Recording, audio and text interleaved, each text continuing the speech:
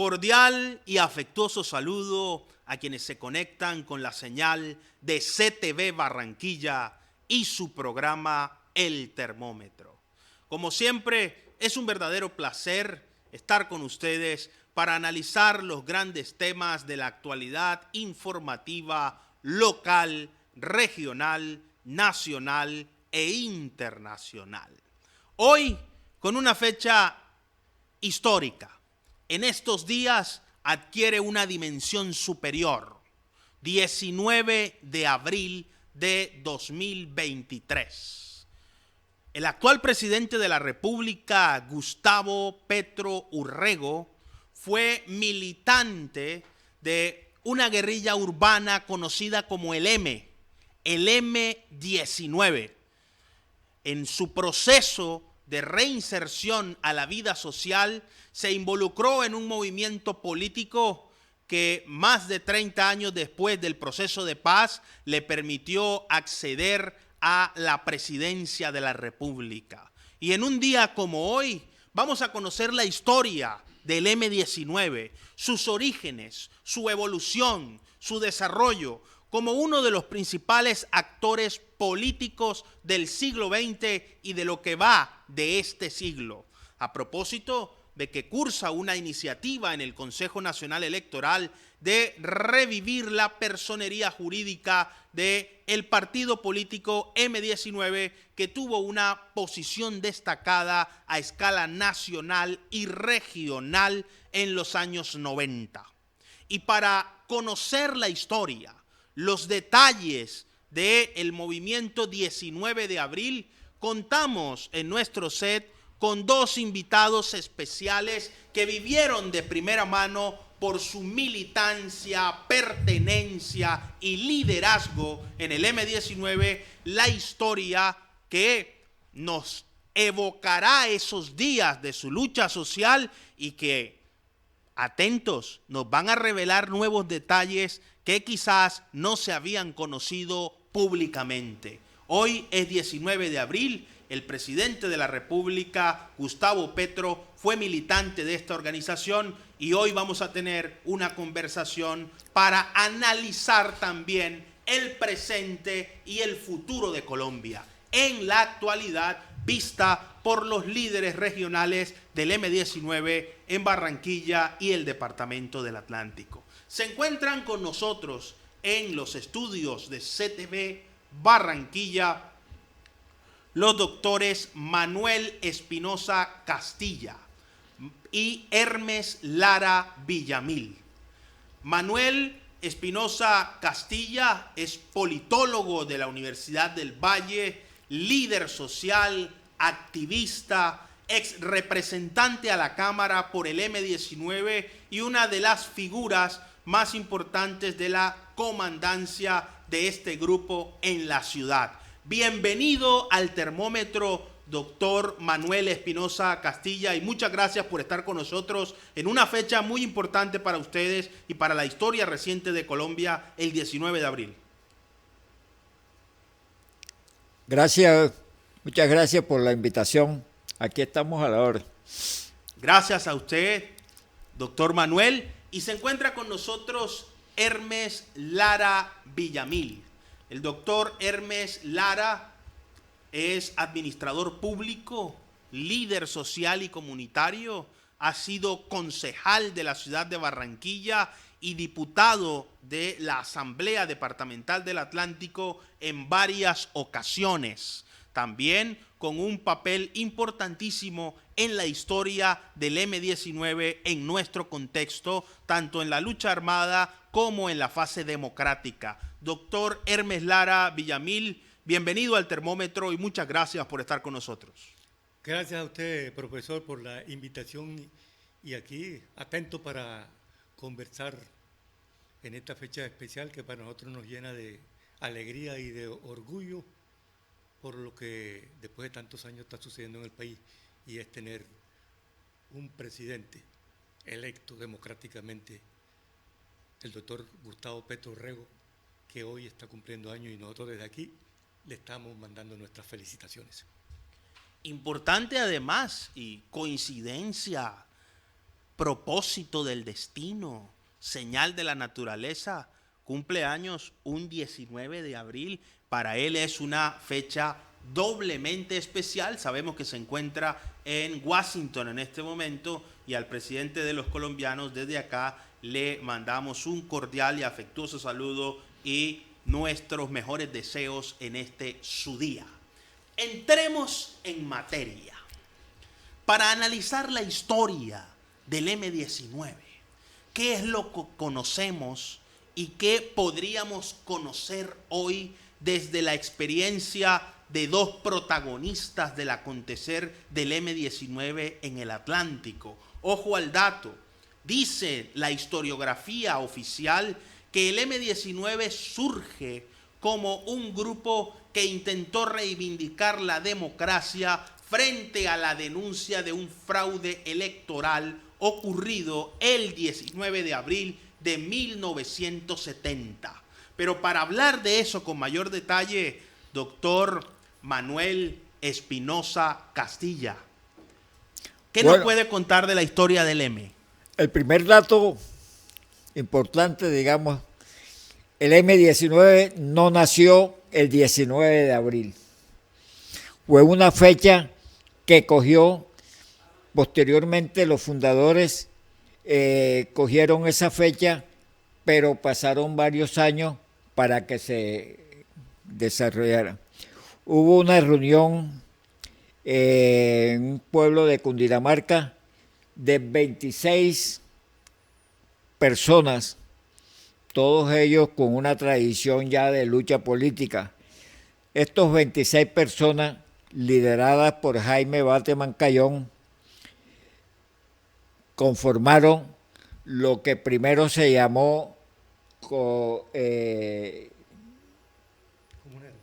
comuneros. Primero se llamó comuneros. Movimiento Comuneros. Y se debe a Álvaro Fallas Delgado el nombre de Movimiento 19 de abril, M-19. Eso, digamos, se dio en esa reunión fundante de los 26 personas que estuvieron ahí. Muchos conocidos, como el mismo Jaime, Álvaro Fallas, Iván Marino Ospina, Carlos Pizarro, León Gómez, Vera Grave, Raulito Toledo Plata. Carlos Toledo Plata, sí, habían muy variados y de todo el país. De ahí se diseñó una campaña. La campaña consistía en una campaña de publicidad. Como nadie conocía aquí que era M-19, ni nada de eso, entonces contrataron en el tiempo una publicidad durante varias semanas que decía: contra los parásitos, M-19, contra los vendedores, M-19, contra los que se roban la plata, M-19. Nadie sabía qué era eso, hasta el día que salió y ya a correr porque ya quedó así. Y el acto fundante, el acto político fundante fue la resustracción de la espada de Bolívar de la Casa de Nariño, de la Casa de Bolívar, perdón, en Bogotá, al tiempo que otro comando se tomaba el Consejo de Bogotá, y ahí la primera consigna: con María Eugenia, con el pueblo al poder. Y María Eugenia dijo: no, bórrenme eso de ahí. Y se salió de una vez. Eso es más o menos el inicio de la cosa. Importante esta aclaración porque la historiografía asocia, y la historiografía es la rama de la historia que registra los sucesos más importantes desde la perspectiva del historiador, que es quien relata desde su investigación y su testimonio el curso de los acontecimientos. Pero en efecto se estima que fue en 1974 cuando el M-19 empieza a operar institucionalmente, pero toma su nombre de ese 19 de abril de 1970. Doctor Hermes Lara Villamil, ¿qué otros datos pueden ilustrarnos un poco más sobre esa organización? ¿Quiénes eran sus líderes fundadores y cuál era su filosofía, su perspectiva del país? Creo que como lo ha dicho aquí nuestro compañero y hermano Manuel Espinosa, el M-19 con sus inteligencias, por ejemplo, la inteligencia caribeña de Bateman, un hombre irreverente, un hombre sin esquemas, un hombre que dice ante el último en el intento por seguir perpetuándose en el gobierno la oligarquía liberal conservadora, Bateman refunda y lo que es el proyecto de M-19 con una nueva ideología patriótica, democrática, más allá de la izquierda y de la derecha. Lo que él denominaba siempre, y el M-19 ha reivindicado toda la vida, lo que él denominaba pacto para una nación democrática, digna, próspera, que sea de todos los colombianos. Ese fue el proyecto que esos grandes hombres comenzaron a darle a Colombia con toda su imaginación, con toda su audacia, con toda su inventiva. Eso fue recibido, parece mentira, con mucho interrogante por la clase política dominante, pero con mucha rabia y con mucho escepticismo y casi que con mucho amor. Con mucho digamos no reconocimiento a ese proyecto que reivindicaba lo patriótico, lo democrático, lo nacional, hacia una nación donde le perteneciera a todos los colombianos. Fue recibido con mucha rabia por la izquierda colombiana. Toda la izquierda colombiana comenzó a decir que ese era un proyecto de la CIA. ¿Que de dónde salía esa gente? Que ese proyecto no era de izquierda.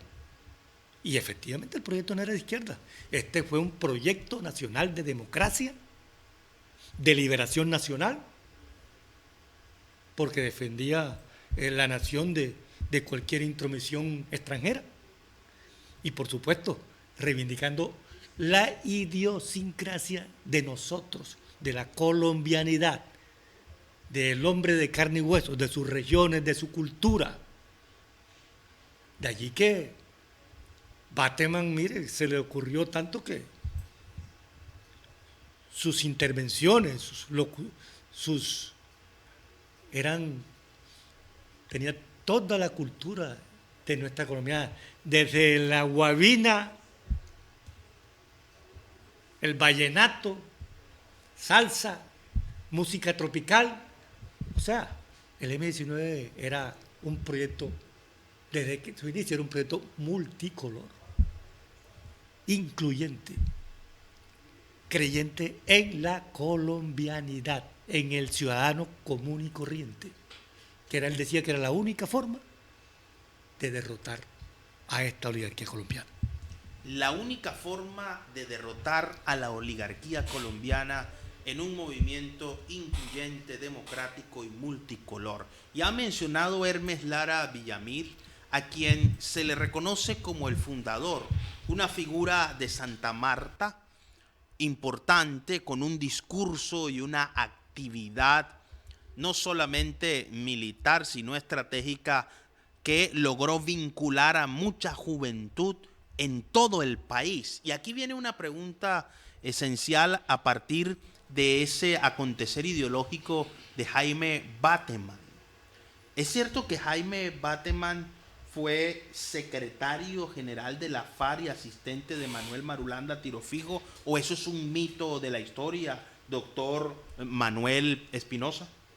¿Me repite, perdón? ¿Es cierto que Jaime Bateman fue secretario de la FARC y de Tirofijo antes de fundar el M-19, o eso es un mito de la historia? No, a ver, Jaime llegó a Bogotá como miembro de la Juventud Comunista. Rápidamente, como lo señalaba Hermes, un Caribe inmenso como era Bateman, rápidamente ascendió y le propusieron ser secretario de la Juventud Comunista, el secretario nacional. Él dijo, no, yo no quiero eso, yo me voy para la FARC. Y le consiguieron el contacto y se fue para la FARC. En la FARC se encuentra con Ciro Trujillo, que era como el tercer o cuarto hombre de la FARC. Ese fue su jefe. Con Ciro Trujillo avanzó, él lo reconocía mucho, él no tuvo, digamos, una militancia al lado de Marulanda, estuvo más con Trujillo, él lo reconoce, y en una reunión donde Marulanda sí toma la decisión, dice que la guerrilla de la FARC debe pegarle a la oligarquía donde más le duela. Y donde más le duela, por supuesto, era en los centros urbanos. La FARC no lo hizo. La FARC, algunos dicen que por imposición del Partido Comunista no operó, en ese periodo no operó en sectores urbanos, en las ciudades. Eso hizo que Bateman dijo, este no es mi paseo, yo me voy de aquí. Y se fue de ahí, convenció a 3 o 4 más, fue allá a Pizarro y a otros, a Iván Marino, y vámonos de aquí, se volaron cada quien por su lado para hacer lo que querían hacer, que era golpear en las zonas urbanas. Por eso el M comenzó siendo más un proyecto urbano. Se robaba camiones de leche, se robaba tejas, se robaba y se los llevaba a los pobres. Un Robin Hood, así lo dijo la revista de la época, el Robin Hood colombiano, el M-19, cuando todo el mundo lo aplaudía porque nadie se metía con él.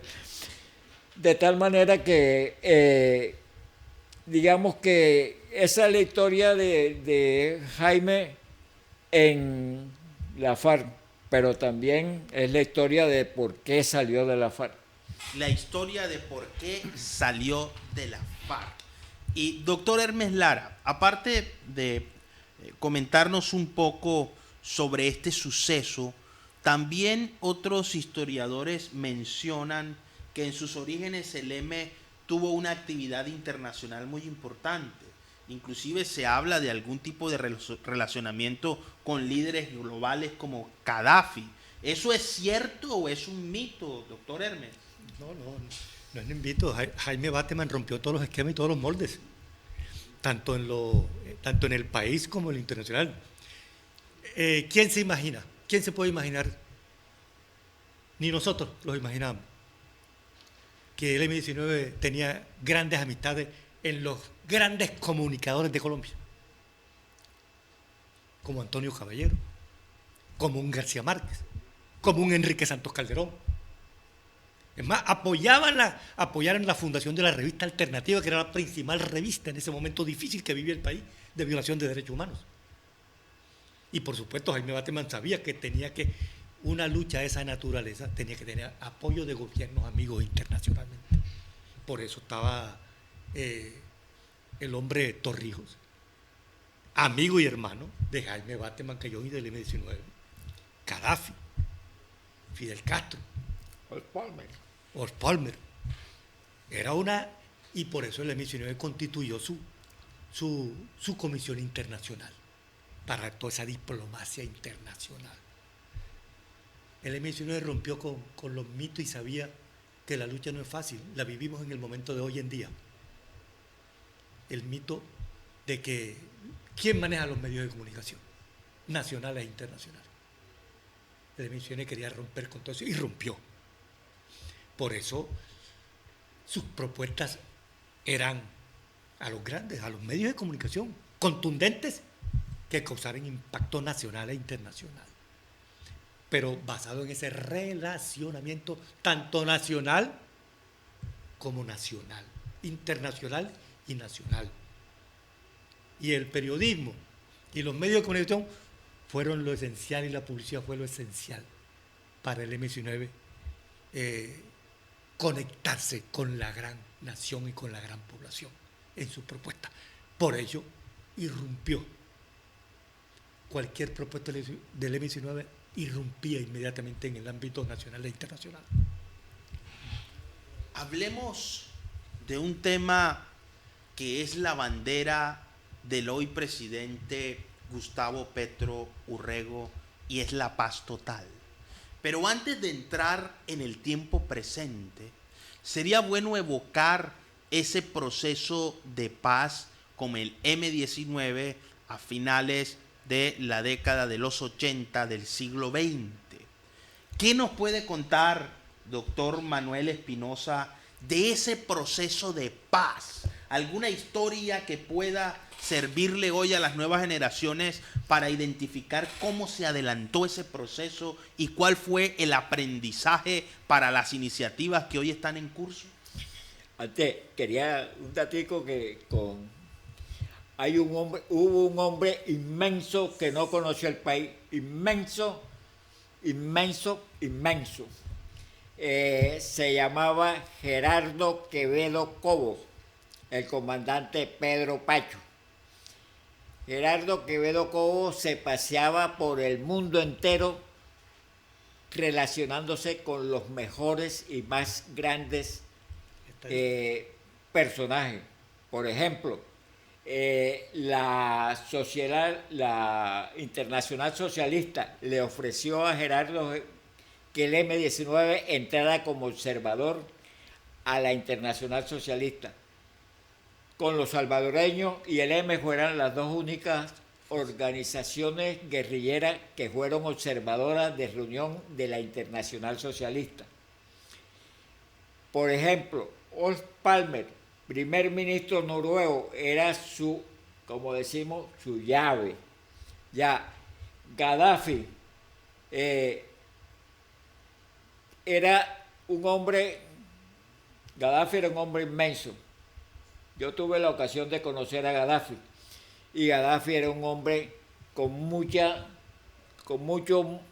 poder, con muchas ganas de cambiar el mundo y con mucho desarrollo. Fidel Castro, un hombre inmenso, un Caribe inmenso también.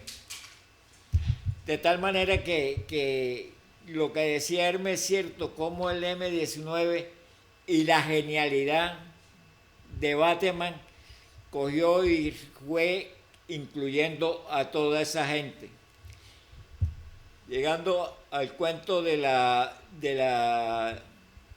los acuerdos de paz, acordémonos que el M-19 en cada acción que hacía decía diálogo nacional.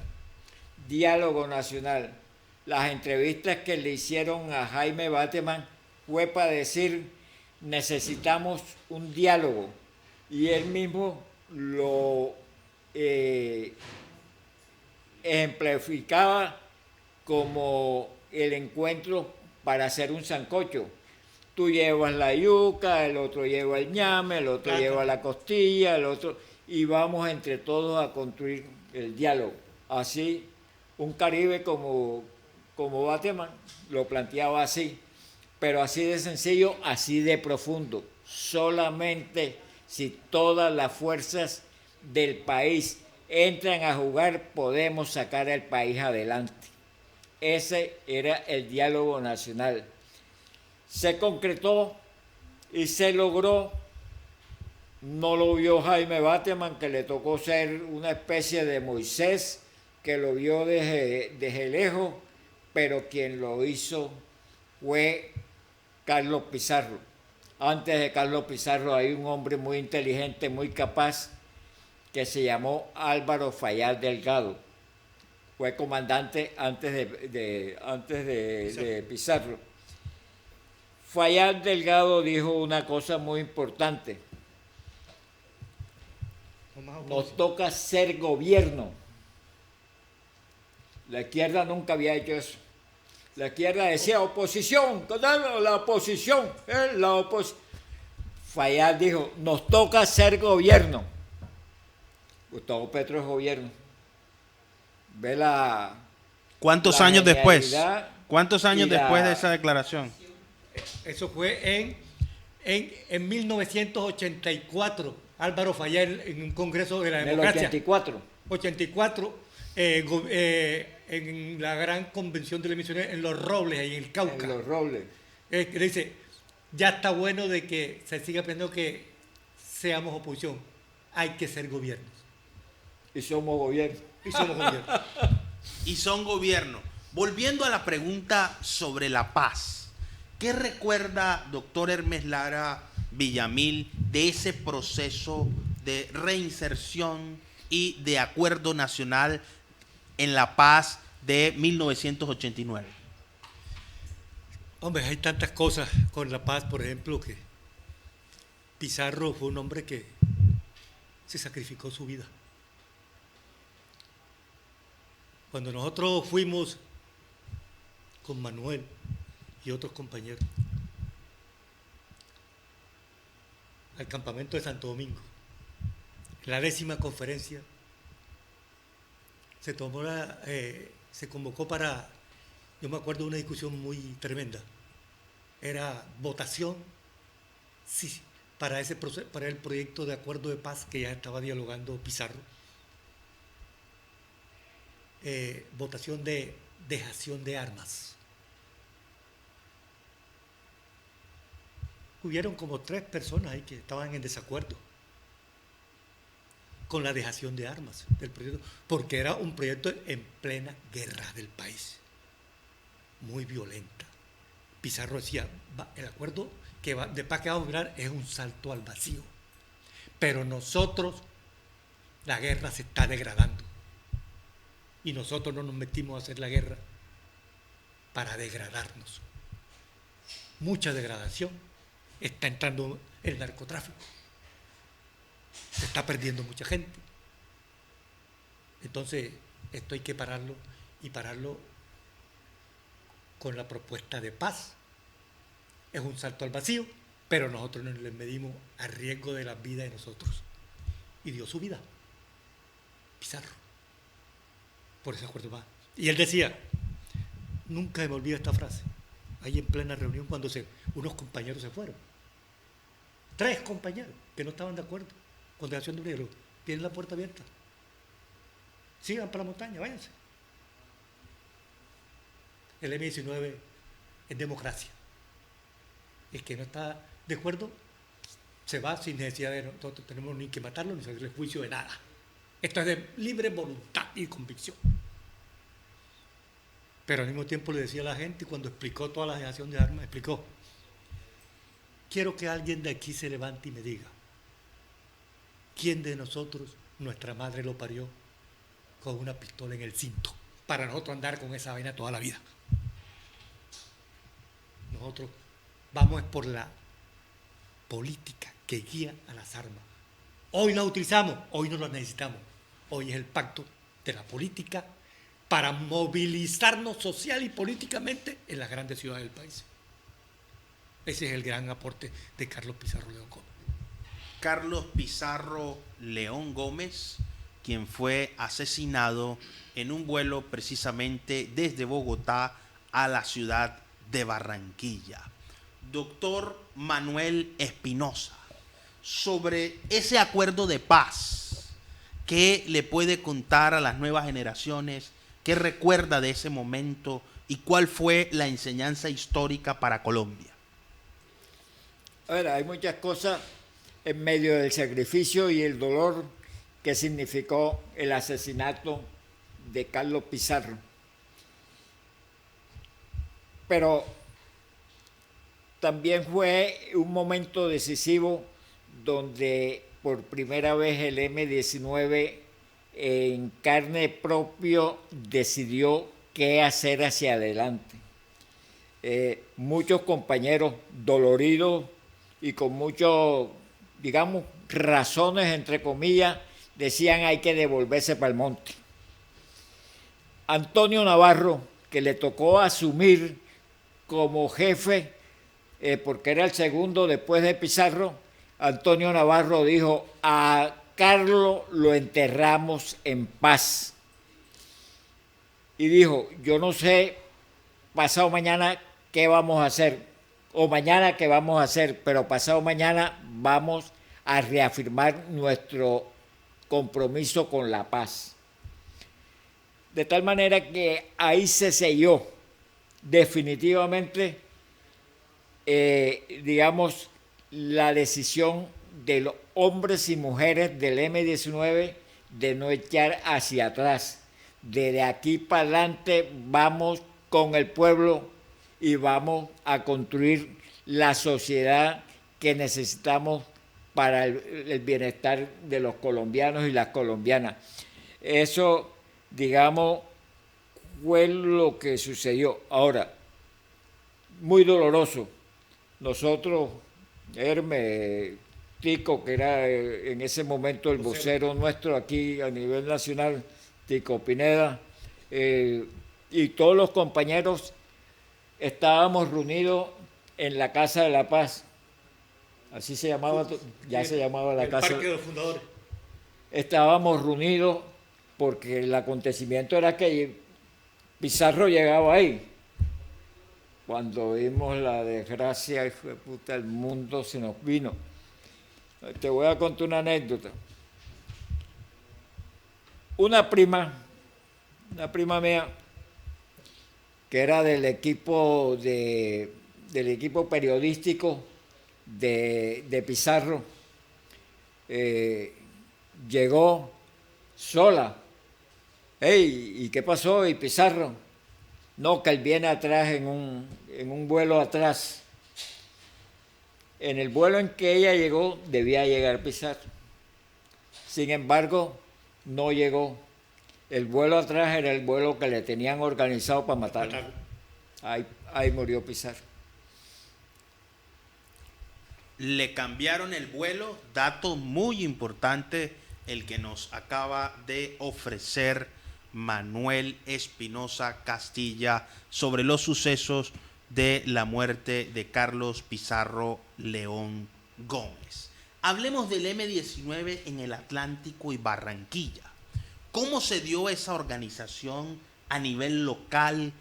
¿Cuáles eran los comandos? ¿Quiénes estaban al frente? ¿Y qué acciones específicas recuerdan sobre la importancia y el impacto del M-19 en la ciudad, doctor Hermes y doctor Manuel? Doctor Manuel. Lo primero que hay que decir es tributo y gloria eterna a nuestro hermano mayor, Alfonso Yaquín Gutiérrez, un abogado constitucionalista, profesor universitario con un vuelo inmenso. Muy de él, muy mío, muy de mi hermana, porque él, por ejemplo, era de los que llegaba a la casa de Hermes a abrazar a la señora Alicia, la mamá de Hermes, que en paz descanse, y lo mismo llegaba a la casa a abrir las ollas para ver qué había que comer. Un tipo con esa, pero muy inteligente. Y solidario. Te voy a echar un cuento que yo lo he referido por ahí, creo que lo escribí en algo. La casita de paja. Rebol. ¿Tú sabes dónde queda? No. Bueno, la casita de paja quedaba en Rebolo, pleno Rebolo, la 17. Maturín con bocas de ceniza.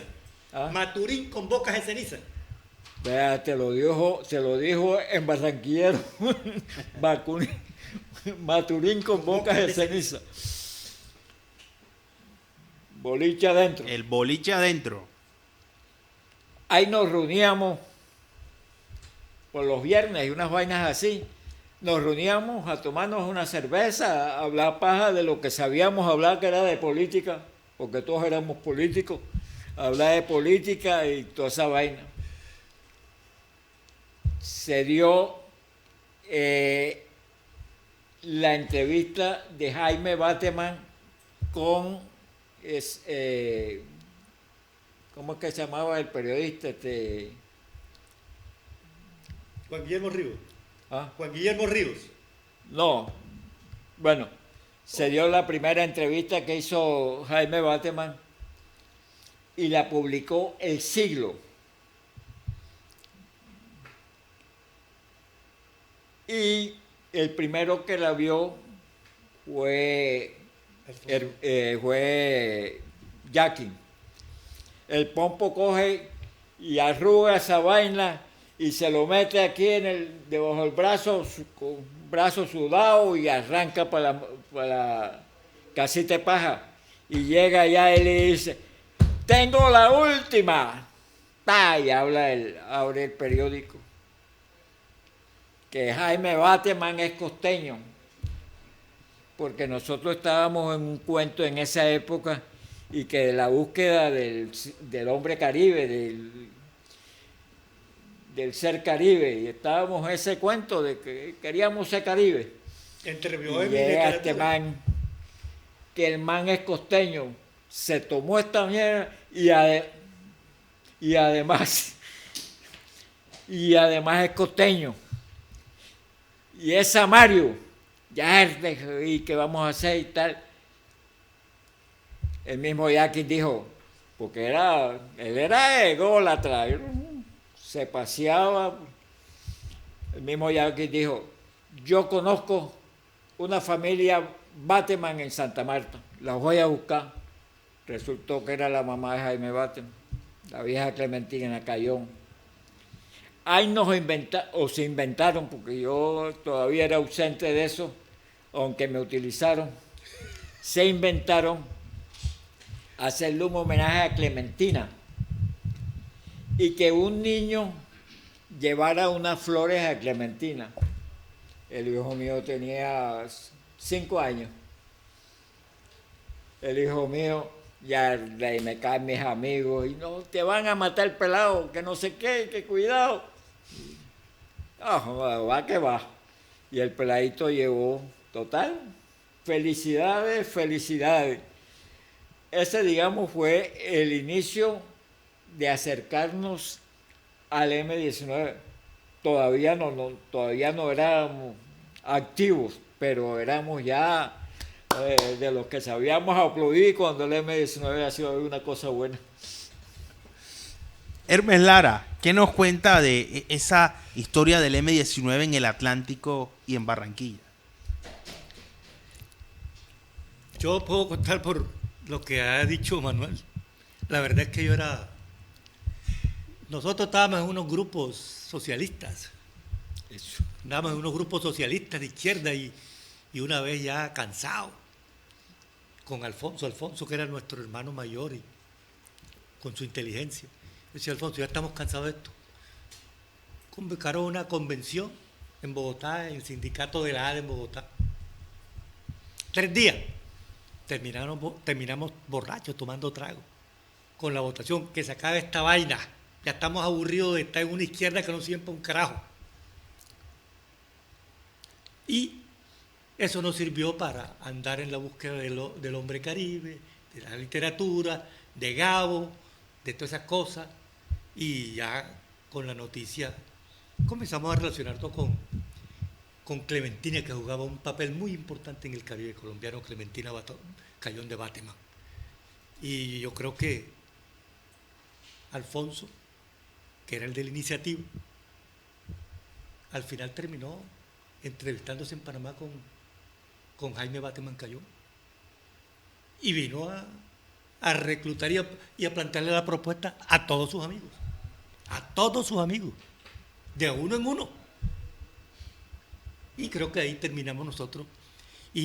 Yo terminé involucrado con un pánico, con un pavor en un proyecto político-militar, que nunca habíamos estado en eso. Esto no es cualquier cosa cuando te plantean eso. Pero el afecto, el cariño, el amor entre nosotros y con Jackie y la confianza, casi que Jackie nos convenció para entrar a la M19 y fue una historia muy hermosa, como fue también muy triste cuando él murió en el Palacio de Justicia, que lloramos, porque era un hombre que iba a ser el futuro del M19 también, un gran dirigente del M19. Ese fue uno de los acontecimientos más tristes de la historia política de Colombia. Un año que ahora con los sucesos del Nevado del Ruiz, Dios quiera que no se evoquen esas tragedias que conmovieron al país. Pero aquí hay una pregunta obligada, doctor Manuel Espinosa Castilla. Una pregunta obligada.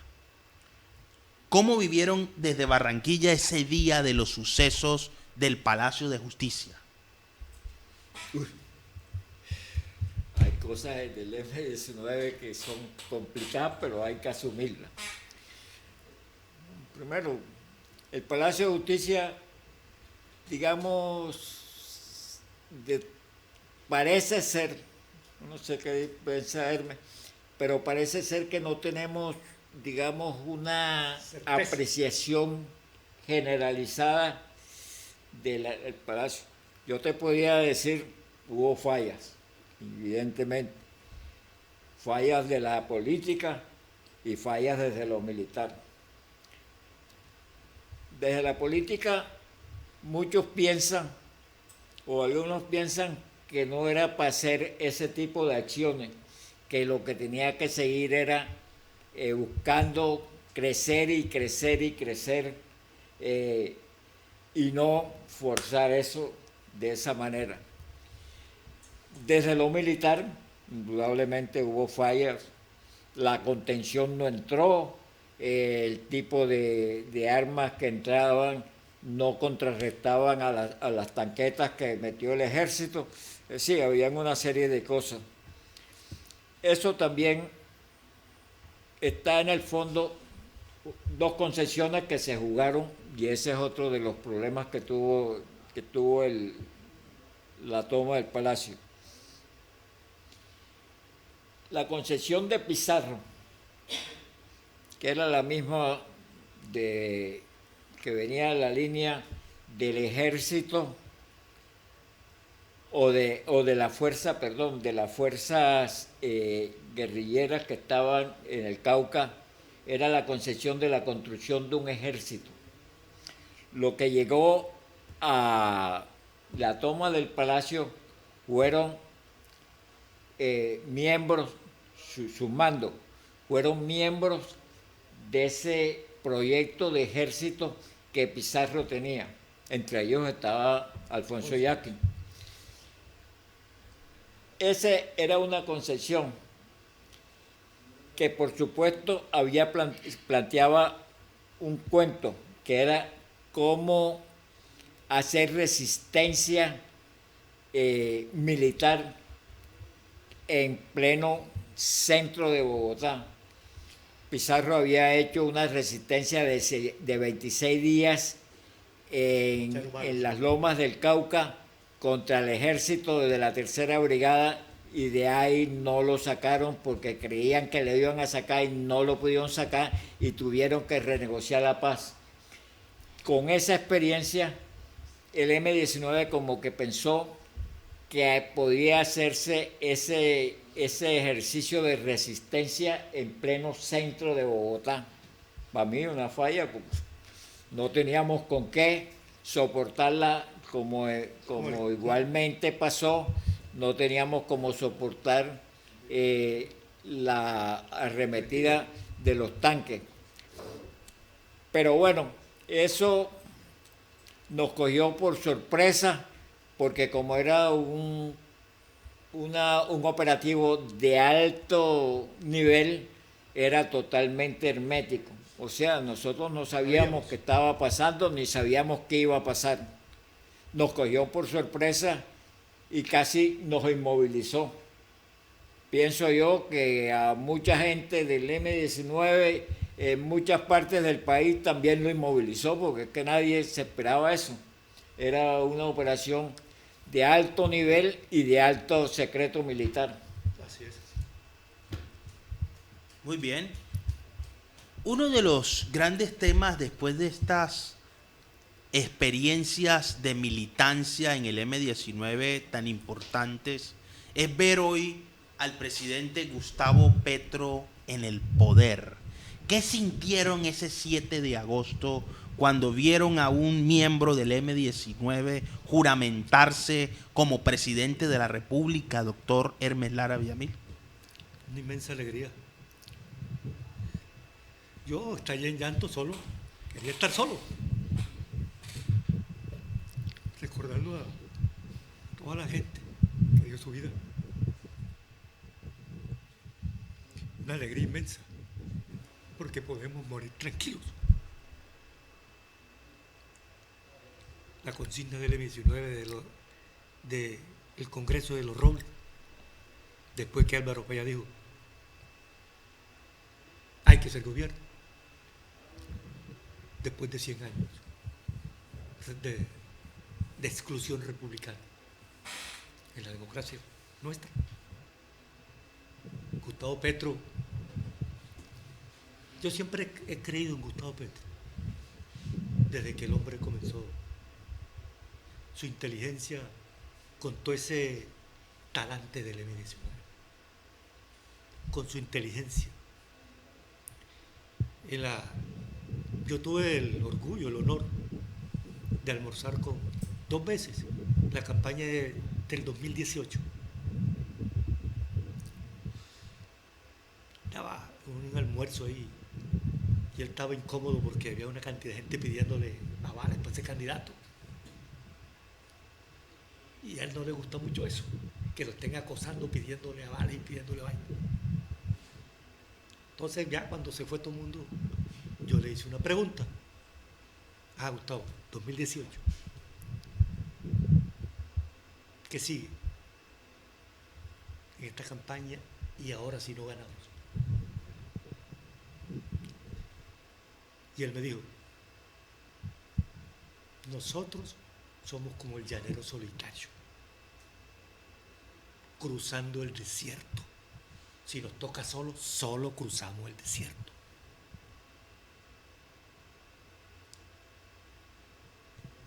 Yo creo que se hizo una gran campaña, no se ganó, pero creo que después rectificó que el proyecto del M-19 yo lo vi, lo rescató mucho más en esta elección presidencial y hace acuerdos con sectores tradicionales como el santismo, por ejemplo, que era lo que permitía dejar un poco, salirse un poco de solamente la izquierda y lo alternativo y contar otros sectores no tan derechistas que quisieran una visión de paz. Y el santismo había hecho un acuerdo de paz con la FARC. Quiere decir que tenía un rango mucho más progresivo desde el punto de vista de la democracia. Y creo que eso conllevó a un nuevo relacionamiento para ese proyecto de pacto o acuerdo nacional que nos dejó como legado Álvaro Gómez Hurtado, gran acuerdo sobre lo fundamental, que creo que hoy es lo que está planteando nuestro presidente sobre lo mínimo. Pero es tan duro, nuestra clase política colombiana es tan dura, tan excluyente, que el presidente está planteando lo mínimo. 2 reformas sobre lo mínimo. Rescatar lo que se perdió en la Carta Política del 91. Lo que regresaron de la Carta Política del 91. Entonces, una salud que no sea un negocio, es un derecho. Y la seguridad social y la pensión como un derecho de los colombianos a vivir más dignamente y a mejorar el nivel de calidad de vida. Y mire en qué están los debates, porque se mira esto de derecho fundamental, la educación y la salud, como un problema de mercancía y negocio y no como un derecho fundamental plasmado en la Constitución del 91. Esto es lo que nos va a permitir transitar y avanzar hacia una Colombia diferente, plural, sobre cosas mínimas. Pero si no se permite eso, Colombia seguirá en el espiral de la violencia. Importante el concepto de pluralidad y diversidad. Esa pluralidad y esa diversidad que hacen propia la democracia. Hablemos del presente. Mucho se está diciendo sobre la gobernabilidad y la gobernanza. El presidente ha construido una mayoría dentro del Congreso que para algunos analistas hoy está al borde de una ruptura. La pregunta para los líderes naturales del M-19 en el Departamento del Atlántico, doctor Manuel Espinosa, ¿cómo ve el gobierno de Gustavo Petro y cuál considera que es el mayor reto que tiene que asumir en estos próximos 3 años? Lo primero, Gustavo Petro es la continuidad de todo lo que hemos venido diciendo del M-19. Hay que ser gobierno de Fayad. Gustavo lo hizo posible. Fueron 11.300.000 votos más o menos que se puso. 11.300.000 votos que, como dijo alguna persona, creo que fue Gustavo Bolívar, no son de Gustavo Petro, son del sentimiento de cambio que tiene el pueblo colombiano, que se encarnó en Gustavo Petro, pero es el sentimiento de cambio que desde las bananeras, para ponerle una fecha, viene peleando este pueblo, pasando por la constituyente y pasando por todas las tragedias que ha pasado. Hoy tenemos una realidad. Esa realidad nos plantea Gustavo Petro, ¿hace el cambio o se lo hacen? Hay unos partidos tradicionales que tratan de frenar. Por ahí como que se están reuniendo la U, el Partido Liberal, el Partido Conservador, sus cabezas, no sus bases, sus cabezas, para frenar las reformas que se están dando, sobre todo la reforma a la salud. Hoy tenemos el reto de echar hacia adelante la promesa que creemos nosotros que se está cumpliendo, que es la promesa de la reforma y la promesa del cambio para el bienestar y la salud positiva para los y las colombianas. Destacamos entonces esta visión que se tiene del proyecto de Gustavo Petro, un hombre que militó en una guerrilla urbana con unas acciones estratégicas que le dieron a este grupo celebridad y notoriedad mundial, sumado a su discurso, a su propuesta ideológica y a su conquista esencial, que fue participar en una asamblea nacional constituyente y estar en la mesa directiva. Hablemos de cómo está esa constitución hoy, doctor Hermes Lara Villamil. 30 años después, hablar de invocar el poder constituyente en un gobierno de Gustavo Petro, ¿es válido o innecesario? Yo creo que tiene una validez excepcional en el momento de hoy.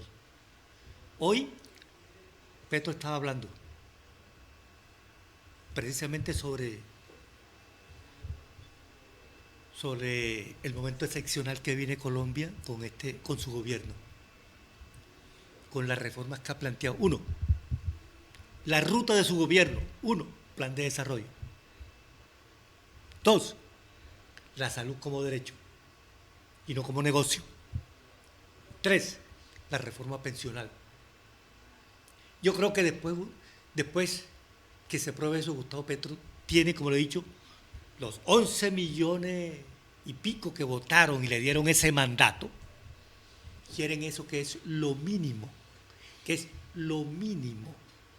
tomado de la Constitución del 91 y de su programa de gobierno. Y él le tiene como mandato que cumplir a ese pueblo colombiano. Y le está cumpliendo. Creo que es el momento donde el pueblo colombiano te da cuenta cuál es el papel de un congresista. ¿Es legislar o es hacer de ser congresista simplemente un negocio? Yo creo que el pueblo va a ser un momento decisivo, sobre todo con los jefes de los partidos.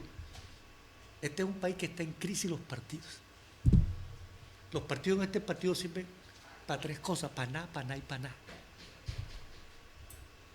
Porque los partidos solamente se dedican a hacer negocios con las benditas, con los benditos avales, eso cuando vienen cada 4 años en las elecciones. Pero los partidos de aquí se ponen a discutir las grandes reformas que necesita este país. No lo hacen. La salud, la educación. Y yo creo que el presidente está convocando, hoy estaba convocando, de allá desde Estados Unidos, estaba convocando a una nueva voluntad para él cumplir el mandato que le dio el pueblo colombiano. Este es un mandato del pueblo colombiano. Y creo que yo creo que va a haber algo nuevo en este país, con estas reformas y con estos hechos de hoy planteados en el legislativo colombiano. Creo que vamos hacia un nuevo relacionamiento de la política en Colombia desde el gobierno nacional para cumplir el mandato del pueblo colombiano. Y si los congresistas no son conscientes de eso, ustedes tendrán que quedar a la vera del camino. A la vera del camino. Las buenas conversaciones son como el tiempo, el mito fugaz del reloj que encuentra en el sol su medida precisa, nada más imperceptible y subjetivo que la sensación y la percepción del paso de los tiempos. Para finalizar, doctor Manuel Espinosa Castilla, ¿cuál es su mensaje para el televidente sobre esta fecha tan especial para ustedes en el M19? A ver, decirle a los ciudadanos y ciudadanas de la ciudad que sigan confiando en las decisiones de Gustavo Petro como presidente de la República, pero también decirle que eso hay que acompañarlo con la movilización ciudadana en apoyo a las reformas que se están planteando en el Congreso, porque en la medida en que Gustavo Petro como presidente sienta que su pueblo lo está acompañando, la fuerza va a ser mayor y va a ser superior. Este 1 de mayo creo que es un día muy importante para que la gente salga a respaldar las políticas del cambio y las políticas que encabeza Gustavo Petro Urrego como presidente de la República. Doctor Hermes Lara Villamil, ¿cuál es su reflexión y su conclusión en este diálogo del día de hoy en el termómetro por CTV Barranquilla? De un día especial como hoy, 19 de abril, desde su fundación, desde sus luchas del M19, desde su compromiso, desde su fundador Jaime Bátema y sus dirigentes, de la firma de un acuerdo de paz. de la convocatoria a través de ese acuerdo de una constituyente, de entregar un hecho después de 100 años, novedoso como es la Constitución del 91, después de esos pactos. Hasta hoy, de los 90 hacia acá, hasta hoy, Gustavo Petro presidente. Creo que es la sensación que el pueblo colombiano sí puede hacer los cambios que hoy está encarnando el presidente Gustavo Petro. Creo que Gustavo Petro, congruente con toda su militancia y todo su pensamiento del M-19, va a cumplir lo que decía Bateman. Cumpliremos la palabra empeñada de hacer los cambios que anhela la nación colombiana y colombiana, anhelan cambios para una vida digna, en democracia, en libertad, y que se abran 1000 flores de la diversidad y la democracia para competir sanamente, pero que hoy la urgencia es los mínimos cambios que necesita esta nación para transitar hacia una mejor convivencia nacional. Muchísimas gracias por estar con nosotros hoy en el termómetro por CTV Barranquilla, doctor Hermes Lara Villamil. Gracias a ti, Julio César.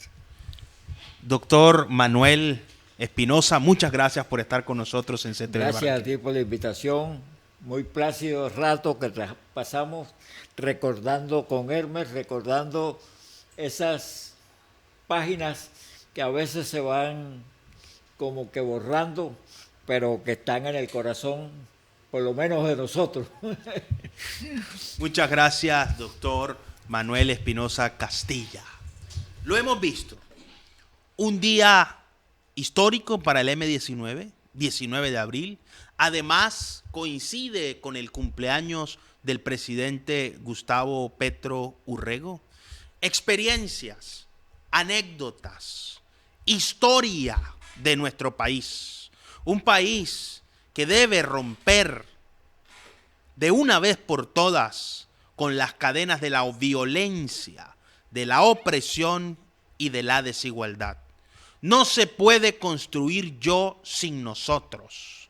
La democracia es el reconocimiento, el respeto y la consideración hacia la diferencia, la conciencia misma de la libertad y la capacidad de garantizar la convivencia pacífica, próspera y sobre todo incluyente para todos. Un camino de la democracia es lo que le espera a este país y debemos aprender cada día más a reconocer al otro, así no estemos de acuerdo con él, así estemos en orillas diferentes. Lo único que le permite a una sociedad avanzar hacia la comunión que le proyecte como una sociedad civilizada y desarrollada es el diálogo.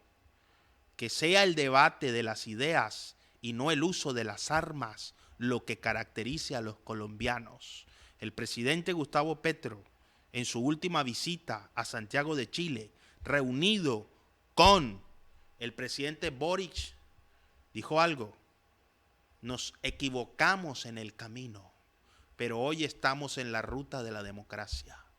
La ruta de la democracia es lo que deben seguir todos, la ruta del diálogo, del encuentro, del acuerdo, de la paz y de la prosperidad. Muchísimas gracias por estar con nosotros en el termómetro por CTV Barranquilla. Nos estamos viendo en todas partes.